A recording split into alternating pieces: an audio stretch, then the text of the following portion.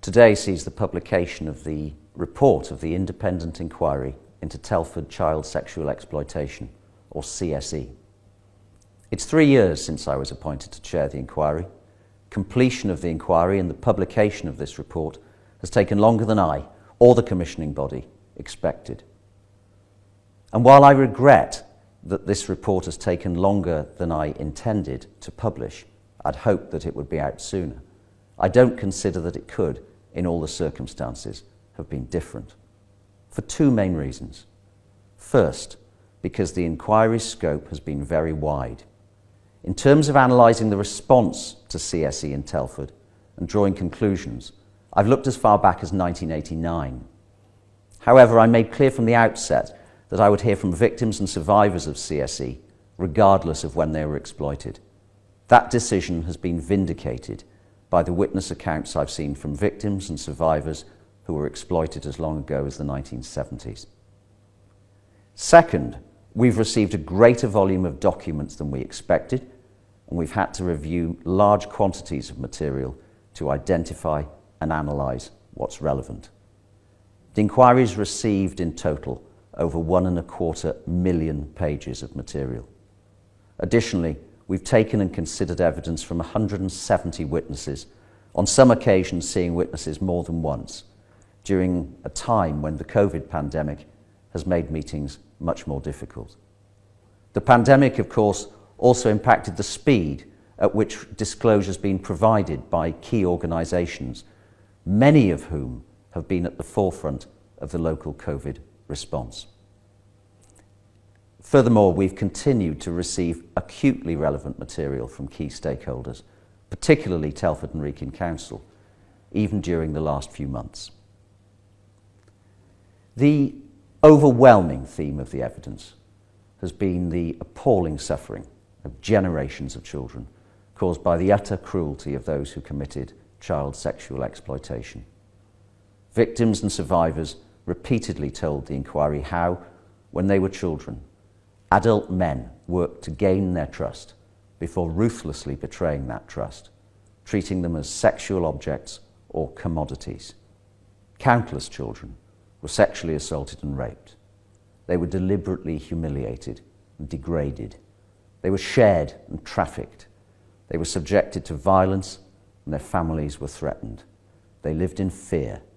Their lives were forever changed. They've asked over the years, how was this allowed to happen? In brief, I've found the following. More than 1,000 Telford children were exploited over decades. Obvious child sexual exploitation was ignored. Information was not properly shared between agencies. Key agencies dismissed child exploitation as child prostitution. Key agencies blamed children, not perpetrators, for exploitation. Exploitation was not investigated because of nervousness about race. Teachers and youth workers were discouraged from reporting child sexual exploitation, and as a result, offenders were emboldened and exploitation continued for years without a concerted response. The CSE response, when it came from committed individuals, not from top-down directives. And even after Operation Chalice, the Telford CSE prosecutions, West Mercia Police and the Council scaled down their specialist CSE teams to virtual zero in order to save money. The purpose of this inquiry is to give voice to the victims and survivors, to try and provide them with answers, and to identify learning points for key stakeholders in the future. Giving some more detail to the headlines I've set out, my report will show. First, for decades, CSE thrived in Telford, unchecked. The account of a child in the 70s who recalls being sexually touched by groups of men in a corner shop and given gifts for her silence echoes in similar accounts given by victims and survivors who were exploited as children 30 years later. Only the nature of the gifts had changed. No longer sweets, but mobile phones and top-ups. I saw references to exploitation having become generational, having come to be regarded as normal by perpetrators and as inevitable by victims and survivors, some of whose parents had been through similar experiences. Attitudes like that can only develop if exploitation is not properly recognised and challenged. And in my view, for many years in Telford, as in many other towns and cities in England, it was not. CSE in Telford was not hidden, and key agencies were aware of it in detail. There's evidence that in the 1990s, people working with children, police officers, youth workers, teachers, expressed their concern about repeated episodes of children going missing and numerous cases of adult men exploiting children. The local press reported public concerns about child prostitution. The evidence shows, though, that these concerns and reports were largely not taken sufficiently seriously by the council, by its predecessor authority, or by West Mercia Police. Failure by these agencies to investigate emboldened offenders. Failure to safeguard children properly put children at risk.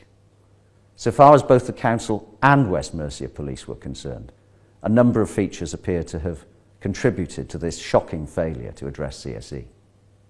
A focus on abuse within the family at the expense of extrafamilial exploitation.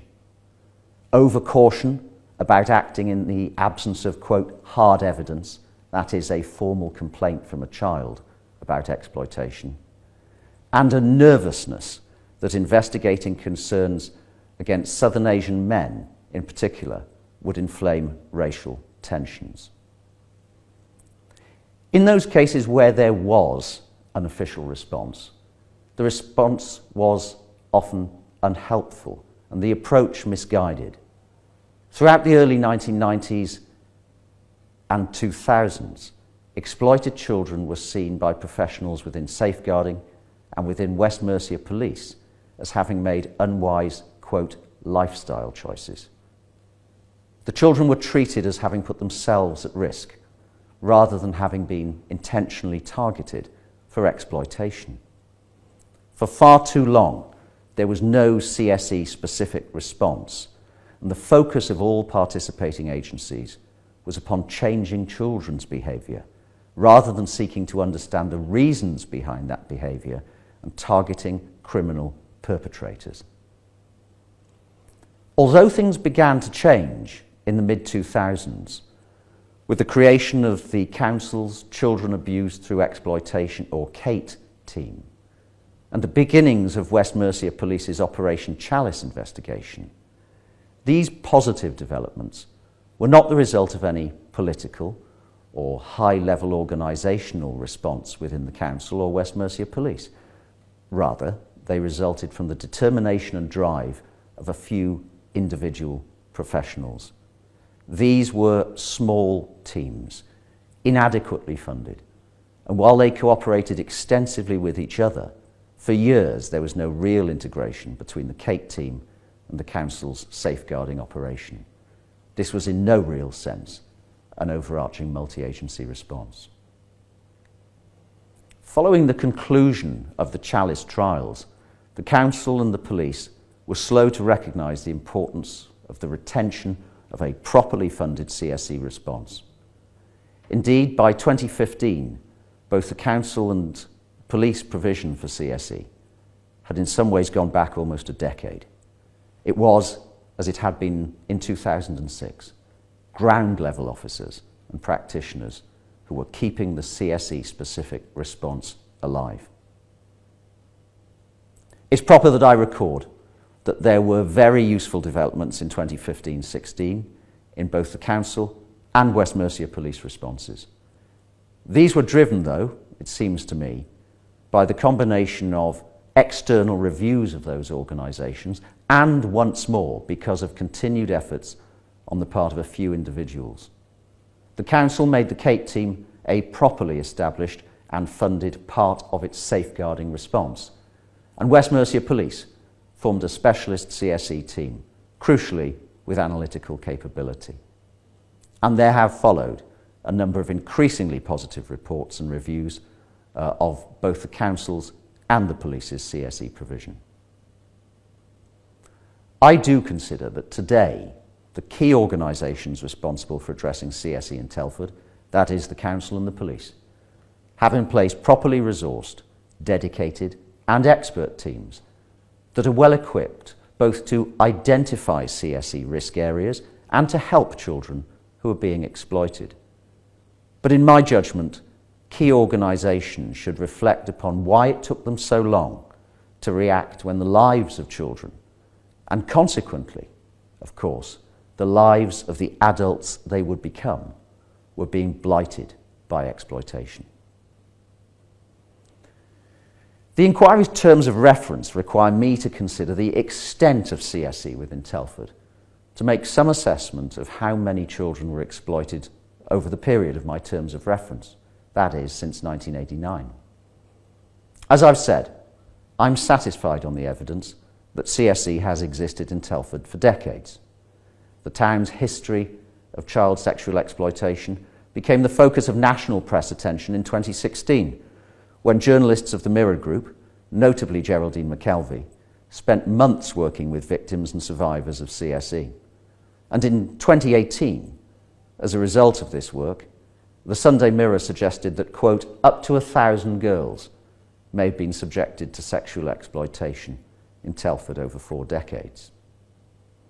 The extent to which that estimate was accurate has been the subject of debate in Telford. For my part, I've considered a great deal of material in the course of this inquiry in an effort to make my own assessment of the prevalence of CSE over the years. I include the witness evidence and a great deal of data from a number of sources. And I've come to the conclusion that the Sunday Mirror's estimate is an entirely measured, reasonable and non-sensational assessment. Inquiries like this, at their best, drive change, but they can only do so if the organisations and agencies that are subject to criticism accept the spirit in which those comments are made and review the findings I've made in a way that's reflective and self-critical. Neither reflexive denial, deflection of blame, or excessively optimistic statements would be a useful response. I consider it would be most helpful if key stakeholders commit to accepting the recommendations that I've made throughout my report, which are all designed to ensure that the progress which has been made is assured for current and future generations of Telford's children. My terms of reference require me to review stakeholders' progress against recommendations in 2 years' time, and I intend to publish that review. And it's important, therefore, that those stakeholders accept that they will be held accountable to the victims, survivors, and public at large for their response to my recommendations. Fundamentally, I consider the best defence against repetition of the failures of the past is for the wider public to understand the awful nature of CSE, to be vigilant in seeking to expose it. That means children's voices must be widely heard and the experiences of victims and survivors understood. In the course of this inquiry, I've spoken to victims and survivors of CSE, and I've read about the lives of many others. My view's been that it's an essential function of this inquiry that those accounts, whilst explicit and upsetting, are faithfully recorded. And in the report, the voices of those exploited children feature throughout in case studies and in extracts from witness accounts and from documents. They've always been and remain at the heart of this inquiry, and I hope that this report goes some way to giving a voice to those children, now adults, who have, over the years, been ignored, marginalised, and even blamed for their own exploitation, and to providing them with some of the answers they've been seeking for so long. Thank you very much.